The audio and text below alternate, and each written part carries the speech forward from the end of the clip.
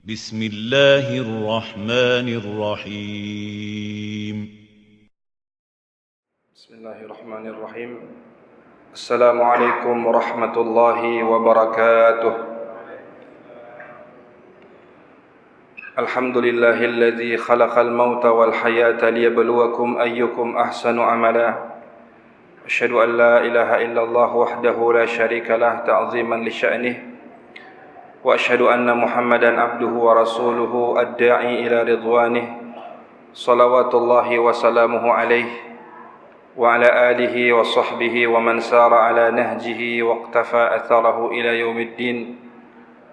قال الله تعالى في القرآن الكريم وهو أصدق القائلين: يا أيها الذين آمنوا اتقوا الله حق تقاته ولا تموتن إلا وأنتم مسلمون.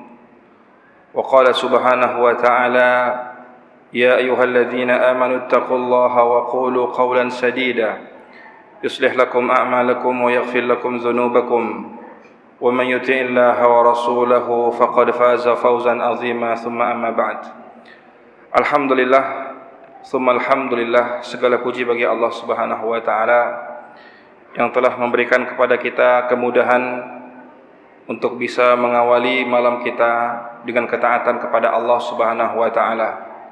Kita bersyukur kepada Allah Subhanahu wa taala dengan lisan kita, seraya kita mengucapkan alhamdulillah, dan kita bersyukur dengan perbuatan kita, seraya kita meningkatkan nilai-nilai ketakwaan kepada Allah Subhanahu wa taala, menegakkan pilar-pilar ketakwaan kepada Allah Subhanahu wa taala dengan sebenar-benar takwa. Dengan cara itu maka Allah Subhanahu wa taala akan memberikan nikmatnya kepada kita, memberikan rahmatnya kepada kita. Salawat dan salam semoga senantiasa tercurahkan kepada Nabi Muhammad SAW, kemudian kepada keluarga dan sahabat-sahabat beliau radhiyallahu anhum ajmain.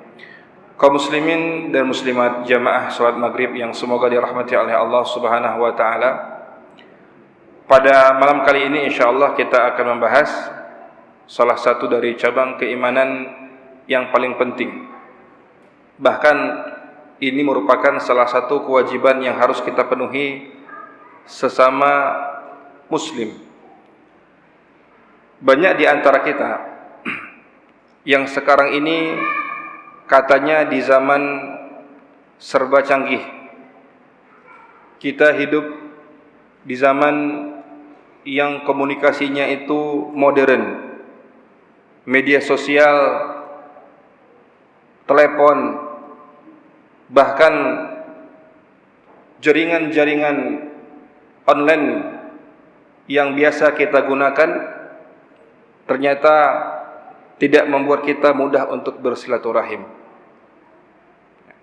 Karena kenyataannya gadget kita atau HP yang kita gunakan itu, khususnya anak-anak muda, biasanya mendekatkan yang jauh dan menjauhkan yang dekat. Bagaimana mendekatkan yang jauh? Kalau dengan teman-temannya di luar sana luar biasa komunikasinya, tapi orang-orang yang ada di dekatnya itu tidak mampu dijangkau dengan komunikasi. Oleh karena itu permasalahan yang ingin saya sampaikan pada malam kali ini adalah tentang pentingnya silaturahim. Tentang pentingnya silaturahim. Dan ini adalah kewajiban, perintah Allah Subhanahu wa taala. Di zaman sekarang ini banyak orang yang memutuskan tali silaturahim. Hubungannya dengan orang lain sangat baik, hubungan dengan teman-temannya, hubungan dengan rekan-rekan kerjanya sangat baik, hubungan dengan relasi-relasi bisnisnya sangat baik. Tapi terkadang hubungan persaudaraan dengan kakaknya sendiri, dengan abangnya sendiri tidak baik. Apa gunanya kita mempunyai link, mempunyai relasi yang sangat kuat, yang sangat hebat, tetapi kita tidak mempunyai hubungan yang kuat dengan saudara-saudara dan kerabat-kerabat kita.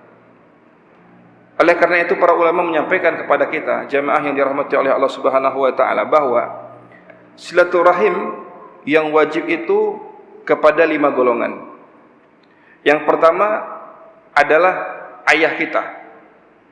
Ayah, ya. Kemudian yang ada di atas ayah itu semuanya wajib kita sambung tali silaturahimnya. Ya, ayah, kakek kita, dan yang selanjutnya itu wajib untuk kita sambung tali silaturahimnya. Ya. Dan ya, kewajiban kita adalah mengetahui tentang nasab. Ya. Banyak di antara kita yang tidak tahu tentang nasab. Kita tahu nama ayah kita tahu nama kakek kita, tapi jarang yang tahu nama yang di atas tersebut. Sangat jarang. Jadi tugas kita adalah menyambung tali silaturahim kepada siapa? Kepada ayah kita. Ya, tidak boleh memutuskan tali silaturahim kepada seorang ayah, kakek, dan di atasnya. Kemudian ibu. Ya. Tali silaturahim kepada ibu dan yang di atas ibu. Kemudian yang selanjutnya adalah menyambung tali silaturahim dengan saudara laki-laki kita. Dan ini penting sekali. Ya, tidak boleh terputus hubungan antara seorang saudara dengan saudara yang lainnya. Kemudian saudara perempuan kita. Biasanya karena ya saudara kita sudah menikah, saudara kita sudah punya anak, atau saudara kita sudah tinggal di tempat yang jauh, ya, ada sebahagian saudara yang memutuskan tali silaturahimnya.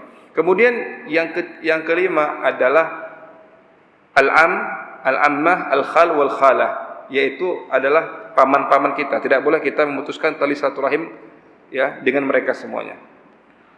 Karena Allah Subhanahu wa taala sudah memperingatkan kepada kita semuanya, jangan sampai kita memutuskan tali silaturahim.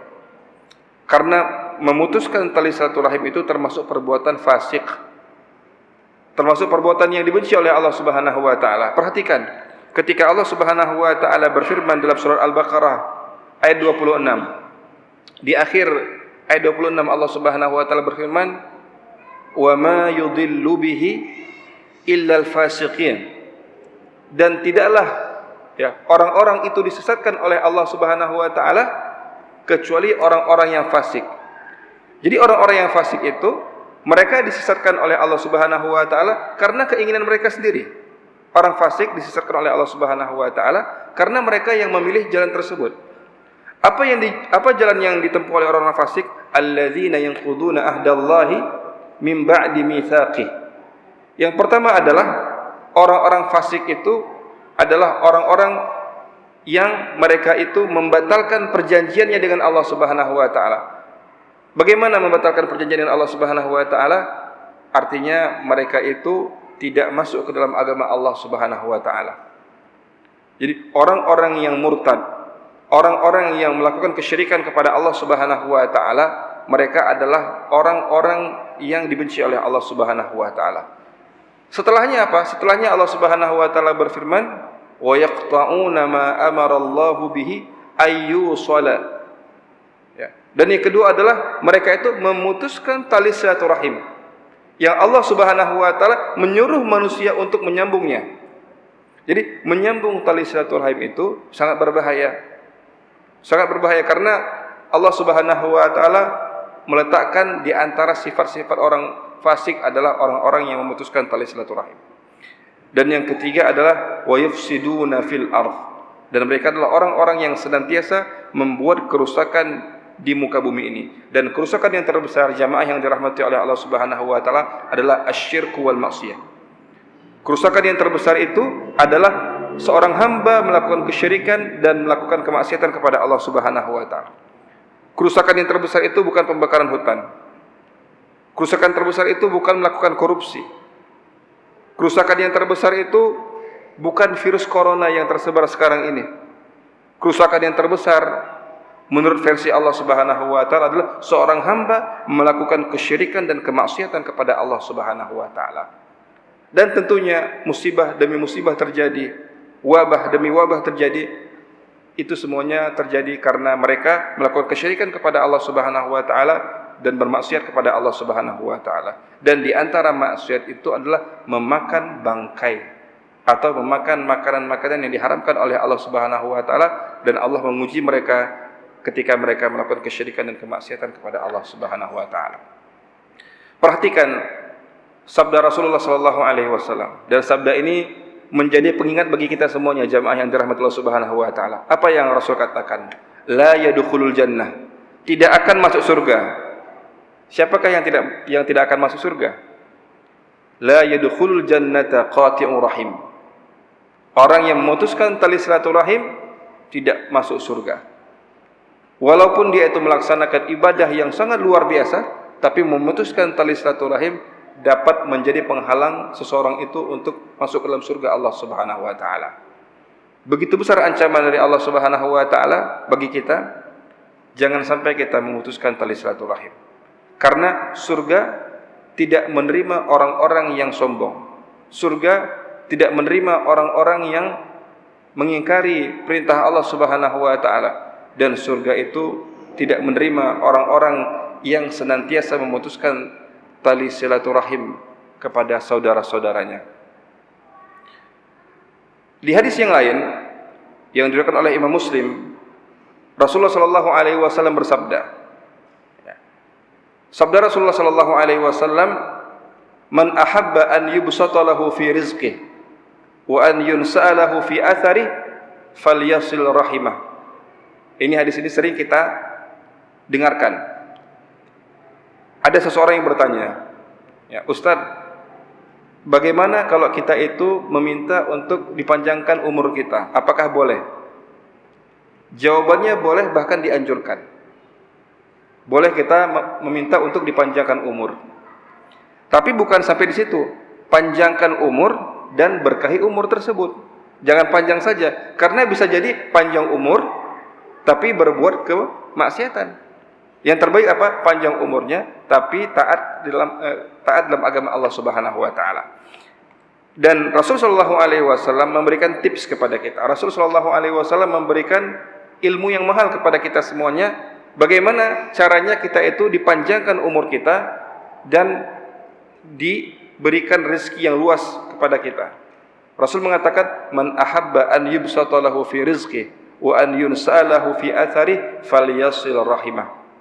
Orang yang mau panjang umurnya dan orang yang mau diluaskan rezekinya adalah orang-orang yang menyambung tali silaturahim. Ya, menyambung tali silaturahim. Dan ingat, tali silaturahim yang paling kuat, tali silaturahim yang paling dekat adalah yang kita sebutkan di awal tadi, ya, ayah, ibu, saudara laki-laki, saudara perempuan, dan paman-paman dan bibi-bibi kita adalah yang terdekat. Itu yang pertama kali kita sambung tali silaturahimnya. Setelah itu silahkan kita menyambung tali silaturahim kepada siapa saja, kepada teman kita, kepada tetangga kita, dan kepada siapa saja. Jamaah yang dirahmati oleh Allah Subhanahu wa taala, apa yang dimaksud dengan dipanjangkan umurnya dan diluaskan rezekinya? Kita ketahui bersama jamaah yang dirahmati Allah Subhanahu wa taala bahwa rezeki itu bukan hanya harta. Rezeki itu bukan hanya uang. Yang ada di pikiran kita sekarang ini apa? Kalau dikatakan ini rezeki, berarti ini harta. Kalau turun gaji, ada rezeki. Kalau gaji belum turun, maka belum ada rezeki. Padahal yang dimaksud dengan rezeki itu luas. Kesehatan adalah rezeki. Keamanan, alhamdulillah kita di Aceh ini aman sekarang, bisa beribadah, bisa beraktivitas di malam hari, itu rezeki dari Allah Subhanahu wa taala. Kemudian kita tidak ada cekcok dengan orang lain. Tidak cekcok dengan orang lain. Ya. Tidak ada orang-orang yang memusuhi kita kecuali musuh-musuh Allah Subhanahu wa taala. Kecuali syaitan dan teman-temannya. Kita tenang, itu rezeki dari Allah Subhanahu wa taala. Kita dikaruniai anak-anak yang soleh, itu rezeki dari Allah Subhanahu wa taala. Kita diberikan ayah dan ibu yang senantiasa mendoakan kita, itu rezeki dari Allah Subhanahu wa taala. Jadi rezeki itu luas. Allah berikan rezeki kepada kita. Allah mendatangkan rezeki kepada kita berupa harta, berupa keamanan, berupa kesehatan, berupa waktu luang dan sebagainya. Itu rezeki dari Allah Subhanahu wa taala. Yang selanjutnya, jamaah yang dirahmati Allah Subhanahu wa taala, apa yang dimaksud dengan dipanjangkan umurnya? Itu ada dua makna. Makna yang pertama, panjang umur secara kuantitasnya panjang umur. Dipanjangkan umur lebih 70 tahun, 80 tahun, 90 tahun, 100 tahun dan sebagainya. Dipanjangkan umur secara kuantitasnya. Ada juga secara kualitas. secara kualitas. Dipanjangkan umur secara kualitas. Mungkin umurnya itu nggak panjang, seperti misalnya umur sebahagian sahabat Rasul Shallallahu Alaihi Wasallam. Ya, di antaranya adalah Mu'adz bin Jabal. Mu'adz bin Jabal umurnya 33 tahun ketika wafat. Atau misalnya seperti Al-Imam An-Nawawi rahimahullahu ta'ala, umurnya itu ya sekitar 45 tahun. Ya, diwafatkan oleh Allah Subhanahu wa taala. Bahkan Al-Imam Asy-Syafi'i rahimahullahu taala ketika wafat umurnya itu sekitar 51 atau 52 tahun. Ya, umurnya itu tidak panjang, tapi keberkahannya luar biasa. Nah, kita harapkan seperti ini. Ya, Allah Subhanahu wa taala berikan kepada kita umur yang panjang secara kuantitas, dan juga Allah memberikan kepada kita umur yang panjang secara kualitas. Kita perhatikan misalnya Mu'adz bin Jabal radhiyallahu anhu, sahabat Rasul sallallahu alaihi wasallam, wafat di umur 33 tahun, tapi Rasul sallallahu alaihi wasallam mengatakan apa? A'lamu ummati bil halal wal haram Mu'adz bin Jabal. Orang yang paling mengetahui tentang halal dan haram di antara umatku adalah Mu'adz bin Jabal. Pemimpin para ulama di yaumil qiyamah, umurnya muda tapi menjadi pemimpin para ulama. Kita lihat biasanya ulama itu kan identik dengan tua, identik dengan usia yang sudah senja. Yang menjadi pemimpinnya adalah Mu'adz bin Jabal yang umurnya masih muda. Ya. Begitu juga misalnya dengan Al-Imam An-Nawawi rahimahullahu ta'ala, umurnya 45 tahun. Umurnya masih muda sekali ketika beliau wafat. Tapi karya yang beliau tinggalkan untuk kita semuanya adalah karya yang sangat luar biasa. Sehingga seolah-olah beliau masih hidup sampai zaman sekarang ini.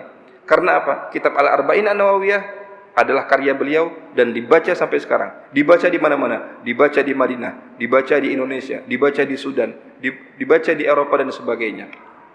Seolah-olah beliau masih panjang umurnya. Begitu juga dengan Al-Imam Asy-Syafi'i rahimahullah ta'ala, umurnya 51 tahun, 52 tahun, tapi karyanya bisa sampai ke kita dan ilmunya bisa kita nikmati sampai sekarang ini. Jemaah yang dirahmati oleh Allah Subhanahu wa taala, maka dari itu ya, hal yang paling penting untuk kita bingkai dalam kehidupan kita adalah bagaimana menyambung tali silaturahim dan jangan memutuskannya. Karena menyambung tali silaturahim, Allah Subhanahu wa taala akan memberikan keberkahan kepada kita yang sangat banyak. Ketika kita memutuskan tali silaturahim, maka Allah Subhanahu wa taala ya menghalangi atau tidak memberikan kepada kita kebaikan-kebaikan yang banyak. Jemaah yang dirahmati Allah Subhanahu wa taala. Lalu kalau memang menyambung tali silaturahim itu wajib, pertanyaannya adalah bagaimana kita menyambung tali silaturahim kepada orang tua kita sedangkan mereka itu sudah wafat. Ada beberapa cara. Cara yang paling mudah adalah berdoa. Ya, dengan kita berdoa kepada Allah Subhanahu wa taala ya untuk kebaikan orang tua kita, maka kita menyambung tali silaturahim walaupun mereka sudah di alam barzakh. Yang kedua adalah sebagaimana yang disebutkan dalam hadis yang sahih, salah satu untuk menyambung tali silaturahim itu adalah menyambung tali silaturahim kepada sahabat-sahabat ayah kita. Ayah kita punya sahabat dekat, ayah kita punya sahabat karib, ya, dan masih hidup. Ya, maka tugas kita adalah menyambung tali silaturahim kepada teman-temannya ayah kita. Kita memberikan hadiah, kita memberikan perhatian kepada teman-teman ayah kita, artinya kita menyambung tali silaturahim dengan ayah kita walaupun beliau sudah wafat, tapi teman-temannya di dunia ini masih senang karena punya hubungan yang baik dengan anaknya. Di antara yang dilakukan oleh Rasul sallallahu alaihi wasallam, dan ini yang membuat Aisyah radhiyallahu anha cemburu. Aisyah radhiyallahu anha, istri Rasul sallallahu alaihi wasallam, cemburu kepada Rasul sallallahu alaihi wasallam. Salah satu alasannya adalah karena Rasul sallallahu alaihi wasallam masih sering memberikan hadiah kepada teman-temannya Khadijah. Maka Aisyah radhiyallahu anha bertanya kepada Rasul sallallahu alaihi wasallam, "Ya Rasulullah, Khadijah kan sudah wafat. Ya, Khadijah itu wafatnya di Mekah, tapi teman-temannya di Madinah masih juga engkau berikan hadiah Kalau misalnya menyembelih kambing, menyembelih sapi, menyembelih unta, diberikan kepada teman-temannya Khadijah radhiyallahu anha. Dan itu bentuk menyambung tali silaturahim. Walaupun istri beliau sudah wafat, menyambung tali silaturahim dengan teman-teman istri. Maka Rasulullah SAW mengatakan kepada Aisyah radhiyallahu anha, Khadijah itu adalah wanita yang mulia. Khadijah itu telah memberikan kepadaku anak dengan izin Allah Subhanahu wa taala, sedangkan istri-istri yang lain tidak dikarunia anak. Jadi Rasulullah SAW menceritakan tentang bagaimana keutamaan Khadijah radhiyallahu anha. Itu menyambung tali silaturahim. Jadi menyambung tali silaturahim itu bisa jadi dengan doa, dan yang kedua adalah dengan kita menyambung tali silaturahim dengan teman-teman ayah kita. Nah, jemaah yang dirahmati oleh Allah Subhanahu wa taala, bentuk menyambung tali silaturahim itu banyak sekali, apalagi di zaman kita. Di antaranya berziarah. Kita datang ke rumahnya, kemudian jangan lupa kita membawa hadiah dan sebagainya. Kalau kita tidak sempat untuk berziarah, maka yang dilakukan adalah kita jangan lupa untuk menyambung dengan, apakah kita telepon atau kita sekarang ini mengirim surat dan sebagainya. Ada hubungan yang masih terbina untuk menjalin tali silaturahim di antara kita semuanya. Rasul sallallahu alaihi wasallam, beliau adalah pribadi yang betul-betul menjaga nasab dan menjaga tali silaturahim. Suatu ketika, ketika Rasul sallallahu alaihi wasallam baru hijrah, beliau kan hijrah dari Mekah ke Madinah. Begitu sampai ke Madinah, beliau tidak langsung menuju ke tempat Masjid Nabawi sekarang, tapi beliau lebih kurang beberapa hari tinggal di Kuba. Dari Kuba, beliau bergerak ke lokasi Masjid Nabawi sekarang, yang tanah itu dimiliki oleh dua anak yatim yang bernama Sahal dan Suhail. Jadi ketika Rasul SAW baru sampai ke Madinah, beliau belum berpikir bagaimana caranya untuk membangun rumah. Yang beliau pikirkan pertama kali adalah bagaimana caranya untuk membangun masjid. Jadi setelah beliau membangun masjid, setelah masjid itu terbangun, Rasul SAW masih belum punya rumah di Madinah.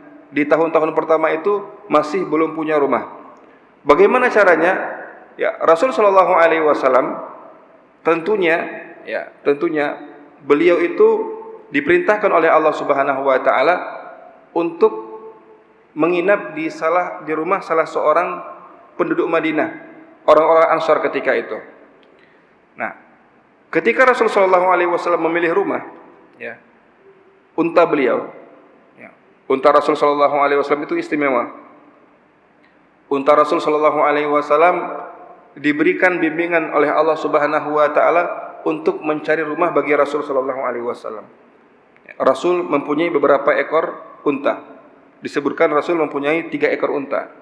Di antara unta yang sering ditunggangi oleh Rasul SAW ada namanya Qaswa. Nama untanya Rasul Qaswa. Ini menunjukkan apa? Bolehnya kita itu memberikan nama kepada hewan. Misalnya kita di rumah ada kucing, di rumah kita ada burung, kita kasih nama, itu boleh. Karena Rasul SAW memberikan nama kepada hewan-hewan peliharaan Rasul SAW. Unta, namanya Qaswa. Orang-orang Madinah berebutan, wahai Rasul, tinggallah di rumah kami. Wahai Rasul, ini rumah kami, silahkan kau tempati dan sebagainya. Semua berlomba-lomba penduduk Madinah. Maka Rasul SAW mengatakan kepada penduduk Madinah, da'hu, biarkan unta ini. Da'ha fa innaha ma'murah. Biarkan unta ini, karena sesungguhnya unta ini diperintahkan oleh Allah Subhanahu wa taala untuk memilih rumah yang aku tempati.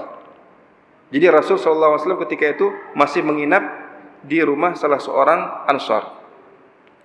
Dan ketika unta itu mengarah, dengan izin Allah Subhanahu wa taala, unta itu mengarah ke rumah siapa?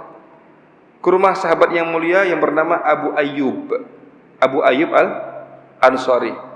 Jadi Rasul diarahkan oleh Allah Subhanahu wa taala untuk tinggal di rumah Abu Ayyub Al-Ansari. Kenapa tidak tinggal di rumah pemimpin Aus? Kenapa tidak tinggal di rumah pemimpin Khazraj?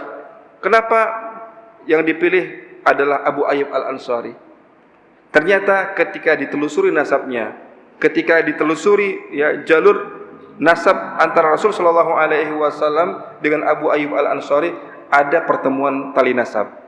Padahal tali nasabnya jauh sekali. Ya. Dari mana tali nasabnya? Tali nasabnya adalah dari istri Hashim. Siapakah Hashim? Hashim adalah ayahnya Abdul Muthalib. Siapa Abdul Muthalib? Kakeknya Rasul sallallahu alaihi wasallam. Ya, jauh sekali, ya. Karena Hashim, kakeknya Rasul sallallahu alaihi wasallam yang merupakan ayah dari Abdul Muthalib, menikah dengan salah seorang wanita yang berasal dari Madinah yang bernama Salma. Jadi dari sinilah ya nasabnya Rasul sallallahu alaihi wasallam bertemu dengan Abu Ayyub Al-Ansari. Panjang sekali. Ya. Ternyata Allah Subhanahu wa taala memilih Abu Ayyub Al-Ansari bukan karena Abu Ayyub itu orang kaya, bukan karena Abu Ayyub itu pemimpin, tapi karena ada hubungan nasab dengan Rasul sallallahu alaihi wasallam. Begitulah hikmah Allah Subhanahu wa taala memilih rumah Abu Ayyub Al-Ansari. Ya. Allah Subhanahu wa taala menginginkan kita untuk bisa menyambung nasab kita. Oleh karena itu, jamaah yang dirahmati Allah Subhanahu wa taala, wasiat bagi pribadi saya dan kita semuanya, yang pertama adalah jangan kita sungkan-sungkan untuk menyambung tali silaturahim. Kalau sekarang hubungan kita dengan orang tua kita tidak baik, maka sambunglah tali silaturahim dengan segera. Dan yang kedua, ini yang sering adalah hubungan tali silaturahim dengan saudara-saudara kita itu lemah. Ya. Kapan berinteraksi? Berinteraksi itu cuma setahun sekali ketika Idul Fitri. Kadang bahkan tidak berinteraksi sama sekali karena ada permusuhan antara saudara dengan saudara. Wasiat ya kita semua adalah sambunglah tali silaturahim, teleponlah mereka, tanyakanlah kabar mereka. Ya, maka dengan izin Allah Subhanahu wa taala Allah akan melancarkan rezeki-rezeki kita. Kalau kita melihat, ya kenapa ya selama ini ya ada hal-hal yang tersendat, ada problem-problem dan sebagainya. Mungkin di antaranya adalah karena kurangnya kita itu menyambung tali silaturahim. Kemudian ketika kita ada masalah dengan paman kita, ketika kita ada masalah dengan bibi kita, ketika kita ada masalah dengan saudara-saudara kita, mintalah maaf. Minta maaf. Tidak ada ruginya kita meminta maaf. Karena kita sebagai hamba Allah Subhanahu wa taala tentunya punya salah. Dan cara memperbaikinya adalah dengan kita itu meminta maaf dan dengan cara kita itu memberikan maaf. Orang yang paling baik adalah orang yang meminta maaf. Dan orang yang baik juga adalah orang yang memberikan maaf. Sambunglah tali silaturahim mumpung mereka itu masih hidup. Jangan sampai kita bertemu dengan saudara-saudara kita, jangan sampai kita itu nanti berkomunikasi dengan saudara-saudara kita itu sudah di bawah kuburan, ya, sedangkan kita masih hidup. Atau sebaliknya, kita sudah di bawah kuburan dan saudara kita itu masih hidup. Sambunglah tali silaturahim selagi kita masih hidup di dunia ini. Karena perhatikan, ya, orang-orang yang menyambung tali silaturahim Allah Subhanahu wa taala akan luaskan rezekinya dan akan panjangkan umurnya, baik secara kuantitas maupun secara kualitas. Setelah kita menyambung tali silaturahim dengan kerabat-kerabat terdekat kita, jamaah yang dirahmati oleh Allah Subhanahu wa taala, barulah ya nanti kita itu menyambung tali silaturahim dengan tetangga kita. Ya, sudah kerabatnya sudah dengan tetangga kita. Ya. Terkadang antara tetangga dan tetangga ada keributan-keributan. Ya. Sambunglah tali silaturahim tersebut. Jangan diputuskan. Nah. Ya, dia disebut dengan rahim. Ya. Rahim itu kan artinya tempat janin itu berada. Rahim. Ya. Jadi silaturahim. Ya. Mudah-mudahan ya kita rekatkan hubungan kita dengan saudara kita, dengan tetangga kita, dengan kerabat kita itu sehangat rahim seorang ibu. Hangat. Tidak ada permusuhan. Karena di surga, jamaah yang dirahmati Allah Subhanahu wa taala, salah satu sifat penghuni surga yang disebutkan oleh Allah Subhanahu wa taala dalam surat An-Nahl dan dalam surat Al-Hijr, dalam surat Al-Hijr Allah Subhanahu wa taala menyebutkan di antara sifat penghuni surga itu adalah wa naza'na ma fi sudurihim min ghil. Allah Subhanahu wa taala berfirman, kami akan mencabut sifat iri dan sifat dengki di antara penghuni-penghuni surga. Maukah kita dijadikan penghuni surga? Maukah kita Allah Subhanahu wa taala jadikan sebagai orang-orang yang dicintai oleh Allah Subhanahu wa taala? Maka tugas kita adalah bagaimana kita itu mengikis sifat-sifat dengki, mengikis sifat-sifat yang dibenci oleh Allah Subhanahu wa taala dan menyambung tali silaturahim di antara kita semuanya. Jemaah yang dirahmati oleh Allah Subhanahu wa taala, begitulah potret silaturahim yang diajarkan oleh Rasul sallallahu alaihi wasallam. Kita menyambung silaturahim dengan kerabat dekat kita. Kita menyambung tali silaturahim dengan orang-orang yang mempunyai kerabat tetapi tinggalnya jauh dari kita. Kita sambung semuanya tali silaturahim tersebut, jangan kita putuskan. Jemaah yang dirahmati oleh Allah Subhanahu wa taala, silaturahim ya, sebagaimana yang Allah Subhanahu wa taala sebutkan dalam banyak ayatnya ya, yang disimpulkan oleh para ulama kita ya, yang sifatnya itu wajib ya, silaturahim itu sifatnya wajib. Banyak di antara kita yang meninggalkan hal-hal yang diharamkan oleh Allah Subhanahu wa taala. Banyak di antara kita meninggalkan hal-hal yang dibenci oleh Allah Subhanahu wa taala, tapi masih memutuskan tali silaturahim. Memutuskan tali silaturahim ya adalah perbuatan yang diharamkan oleh Allah Subhanahu wa taala. Maka beruntunglah bagi kita semuanya, beruntunglah bagi kaum muslimin yang senantiasa ya menyambung tali silaturahimnya dan mencoba untuk merekatnya kembali. Ya. Jangan sampai ada celah syaitan. Ya. Syaitan itu membuat celah-celah, mencari celah-celah untuk memutuskan tali silaturahim. Contoh misalnya pertikaian antara dua anak Adam. Watlu alaihim naba abnai Adam idh qarraba qurbanan fatuqabbala min ahadihima wa lam yutaqabbal min al-akhar.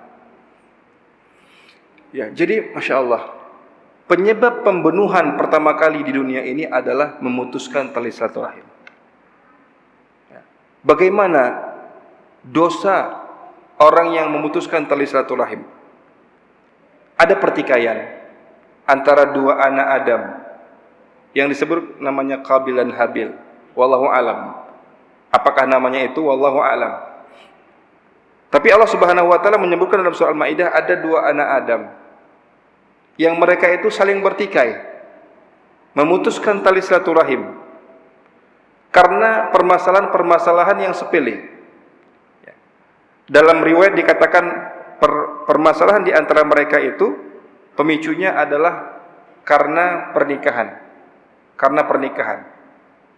Karena ada iri dan dengki dan sebagainya. Dan di antara pemicunya adalah karena ketika Allah Subhanahu wa taala memerintahkan dua anak Adam untuk memberikan ya harta-hartanya untuk diwakafkan atau untuk disedekahkan jalan Allah Subhanahu wa taala, ternyata Allah Subhanahu wa taala menerima hartanya salah satu dan menolak yang satunya lagi. Dengan penyebab itu, maka mereka saling bertikai dan akhirnya salah seorang dari anak Adam membunuh saudaranya sendiri. Jadi yang menjadi pemicu pembunuhan pertama kali di dunia ini adalah memutuskan tali silaturahim. Masya Allah. Bagaimana besarnya dosa orang yang memutuskan tali silaturahim. Memutuskan tali silaturahim dapat menghilangkan akal. sebagaimana dilakukan oleh salah satu dari anak Adam alaihissalam yang membunuh saudaranya karena permasalahan iri dan dengki dan sebagainya. Begitu juga jemaah yang dirahmati Allah Subhanahu wa taala. Salah satu tugas terbesar iblis itu adalah memutuskan hubungan antara suami dan istri.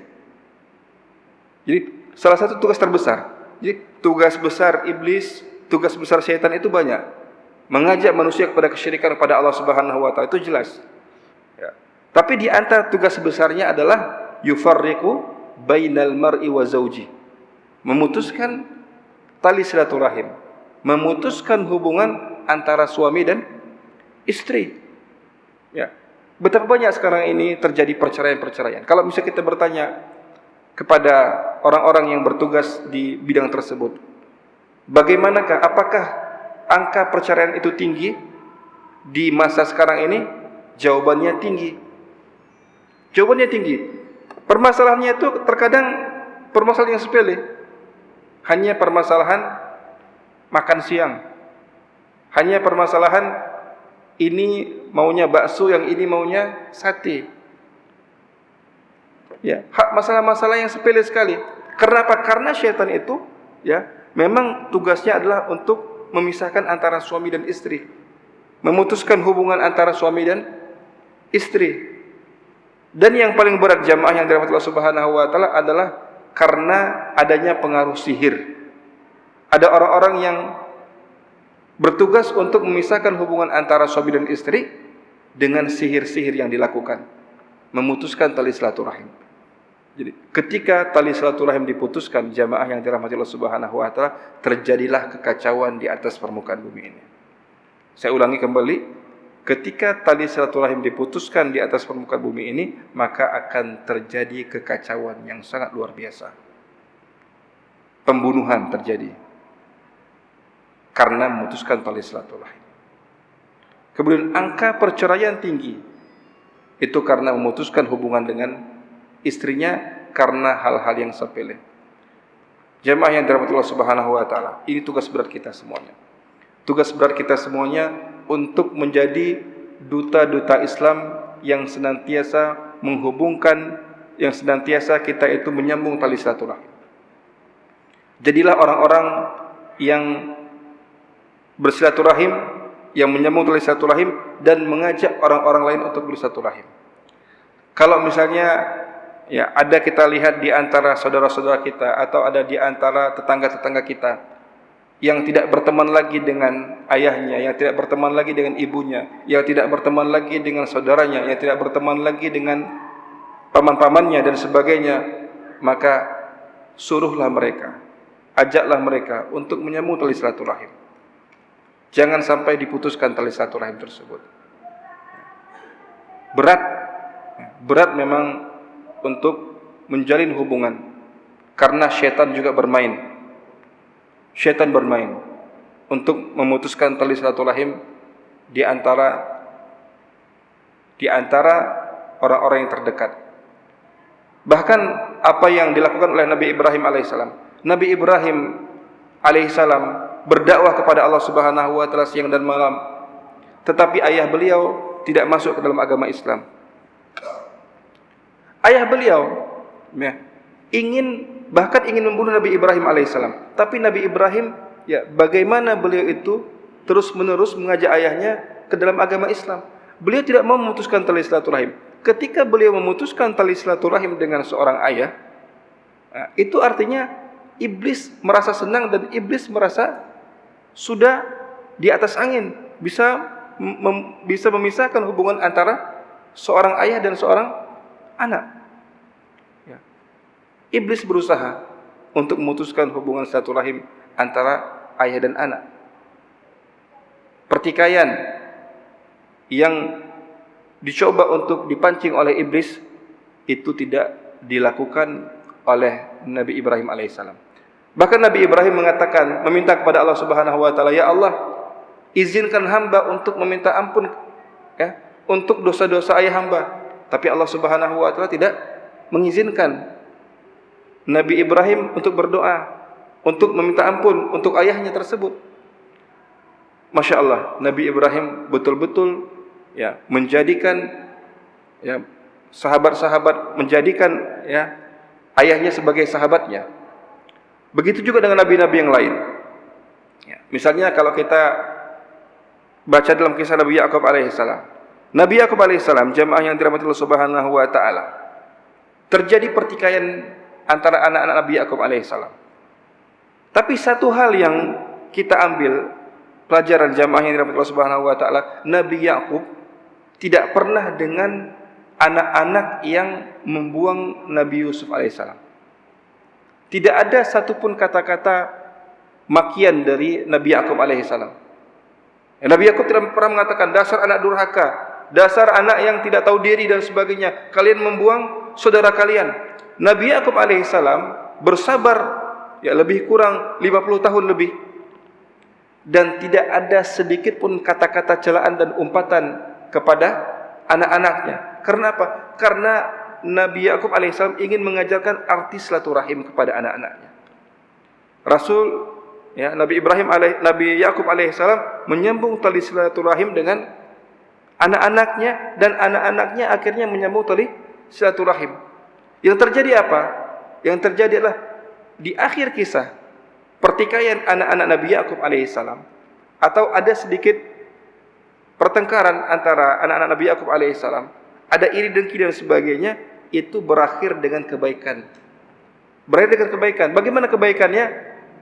Masya Allah, walaupun sudah puluhan tahun kejadian pembuangan Nabi Yusuf alaihissalam ke sumur yang dilakukan oleh saudara-saudaranya, tapi di akhir kisahnya itu Nabi Yakub tidak dendam dengan saudara-saudaranya, dan saudara-saudaranya minta maaf kepada Nabi Yusuf alaihissalam. Jadi Nabi Yusuf tidak dendam kepada saudara-saudaranya, dan saudara-saudaranya minta maaf kepada Nabi Yusuf alaihissalam. Itu disebabkan karena pintarnya atau cerdiknya Nabi Yakub alaihissalam dalam memanajemen silaturahim. Jadi seorang ayah itu tugasnya adalah apa? Tugas seorang ayah itu adalah bagaimana bisa memanajemen silaturahim antara anak-anaknya. Jangan sampai anak-anaknya itu bertengkar.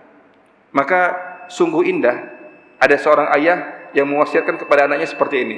Wahai anakku, ya, janganlah kalian bertengkar hanya gara-gara harta warisan. Jangan sampai bertengkar hanya gara-gara harta warisan. Karena harta warisan itu sangatlah kecil nilainya, sedangkan persaudaraan itu sangatlah mahal harganya. Mudah-mudahan Allah Subhanahu wa taala menjadikan kita orang-orang yang senantiasa bersilaturahim, dan semoga Allah Subhanahu wa taala menjadikan kita orang-orang yang senantiasa dalam keberkahan dan kebaikan darinya.